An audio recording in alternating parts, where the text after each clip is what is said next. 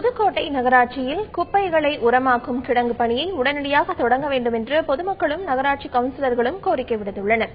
புதுக்கோட்டை நகராட்சியில் திடக்கழிவு மேலாண்மை முறையில் குப்பைகளை மறுசுழற்சி செய்து உரமாக்கும் திட்டத்தை செயல்படுத்த நகராட்சி நிர்வாகம் முடிவு செய்துள்ளது. இதற்கு தமிழக அரசு 2 கோடி ரூபாய் ஒதுக்கீடு செய்ததை அடுத்து கடந்த 6 மாதத்திற்கு முன்பு பணிகள் துவங்கப்பட்டன. ஆனால் அந்த பணிகள் முடங்கியுள்ளதாக நகராட்சி கவுன்சிலர்கள் மற்றும் பொதுமக்கள் குற்றம் சாட்டியுள்ளனர். இந்த திட்டம் செயல்படுத்தப்பட்டால் பொதுமக்களுக்கு மட்டுமின்றி நகராட்சி நிர்வாகத்திற்கும் பலன் ஏற்படும் என்று தெரிவித்துள்ள பொதுமக்கள் உடனடியாக நடவடிக்கை மேற்கொண்டு குப்பையை மறுசுழற்சி மூலம் உரமாக்கும் திட்டத்தை நகராட்சி நிர்வாகம் நிறைவேற்ற கோரிக்கை விடுத்துள்ளனர்.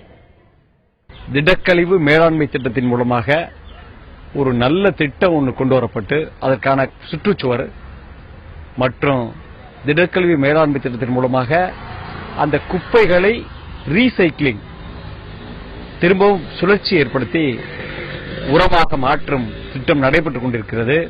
அதற்கான அனைத்து ஏற்பாடுகளும் சற்று தாமதமாக, அதாவது அதற்கான தொகைகள் வரப்பெற்றும் அந்த திட்டம் நிறைவேற்றுவதிலே சற்று ஏறக்குறைய காலதாமதத்தை நோக்கி அது கொஞ்சம் கொஞ்சமா நகர்ந்துகிட்டு இருக்கு. அது உடனடியாக சரி செய்யப்பட்டு அந்த திட்டம் நடைபெற்று முடிவுக்கு கொண்டு வரப்பட வேண்டும்.